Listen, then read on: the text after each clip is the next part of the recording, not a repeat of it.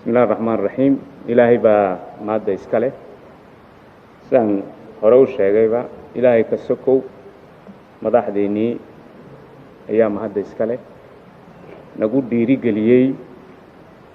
نقول جهيي إن هوشان أن كشقينو أن ميل قارسينو أن كم من الدلينو هوشانا سادو اكتهين ووضع هذا dib noogu bilaabay wuu sii jirayay haddana waa wada hadal dib noogu bilaabay walaalaheen ka socda Soomaaliya iyo Somaliland wada hadalkaasi wuxuu ku salaysanaa horta kalsooni abuurista kalsoonidaasi waxay u baahneed inay madaxdu shir madaxeed ay isugu yimaadiin maalinta 14aad ee bishan aan ku jirno madaxdaasi waxay ahaayeen mudane Ismaaciil Cumar Geelle madaxweynaha Jamhuuriyadda Djibouti mudane Maxamed Cabdullaahi Maxamed Farmaajo madaxweynaha Soomaaliya mudane Muuse Bihi Cabdi madaxweynaha Somaliland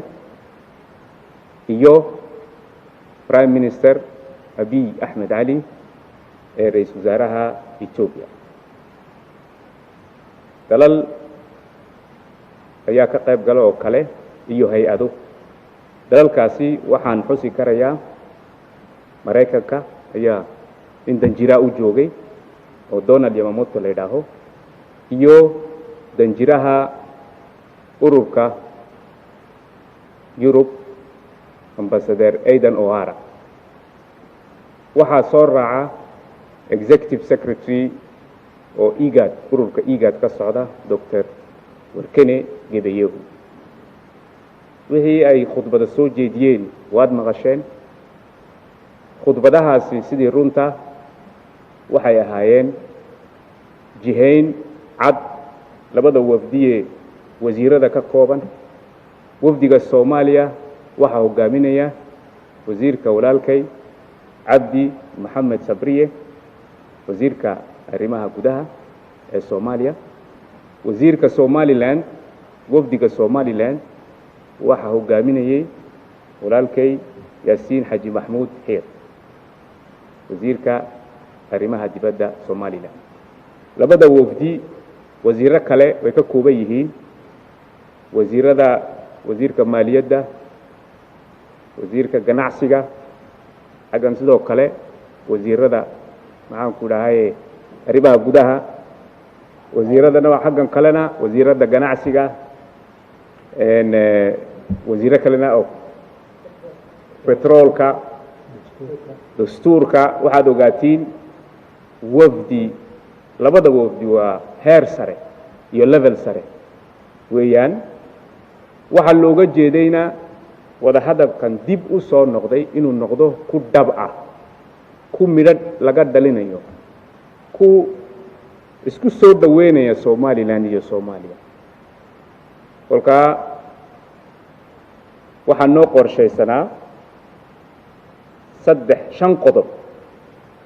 qodob ayaa ku jira maanta minuteskan aan kala seexanay qodobka ugu horeeya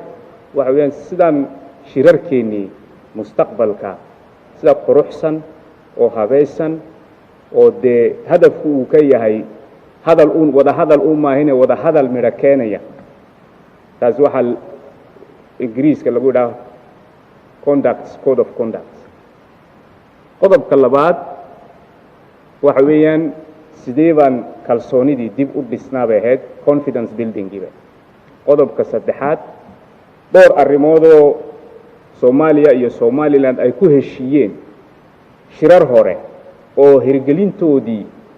ay wax ka dhiman yihiin ama lagu dhaqaaqin ayay ahaayeen waxa kamida halka maalgelinta dhaqaale gargaarada maaragtay insaaniga sidee baan guddiyaal u soo saarnaayo wixii ay Soomaaliya ay lahayd Somaliland iyo Soomaaliya sidee baan u wada wadaagnaayo aan dadweynaheeni u gaarsiinaa maalgelinta dhaqaale iyo deeqda laga helayo dibadda guddi baan u saarnay guddigaasi wuxuu shiri doonaa 15 cisho kadib Djibouti ku shiri doonaa guddi labaadoo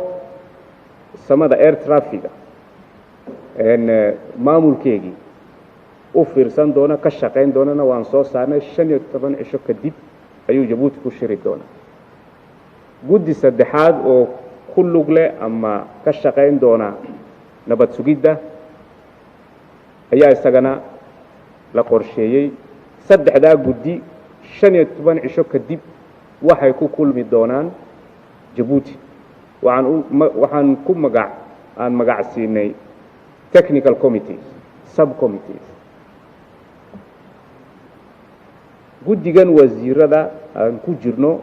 magaciisu waxa weeyaan joint ministerial committee 45 cisho kadib ayuu haddana Jabuuti ku kulmi doonaa siduu u qiimeeyo qadariyo u qiyaaso wixii ay guddiyaashii technicalka ay soo qabteen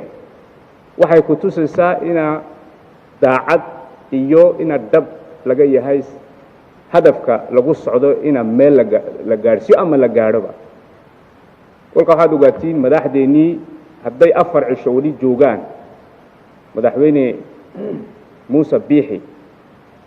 intuu Jabuuti miday buu joogaayo shakhsiyan ayuu waxaan ula socdaa saacadba saacad ayuu la socdaa shaqadan socota oo isagoo wafdigiisa ku dhiiri gelinaya ina hore loo socdo kalsoonidii la abuuro oo shaqadii ay noqoto shaqo hadaf leh oo macno leh oo qaaya leh oo damidho leh sidaasoo kale prime minister xasan cali kheyre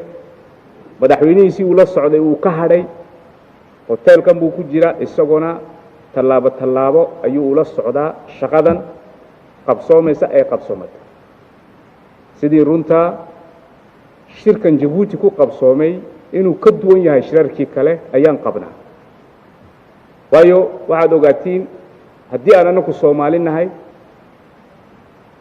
shisheeyuhu meesha boogta ku taalo bilow wuu arki karaya haddana dawadeedii uu ku raagaan u malayno uu garan waaye Jabuuti waxay la tahay annagoo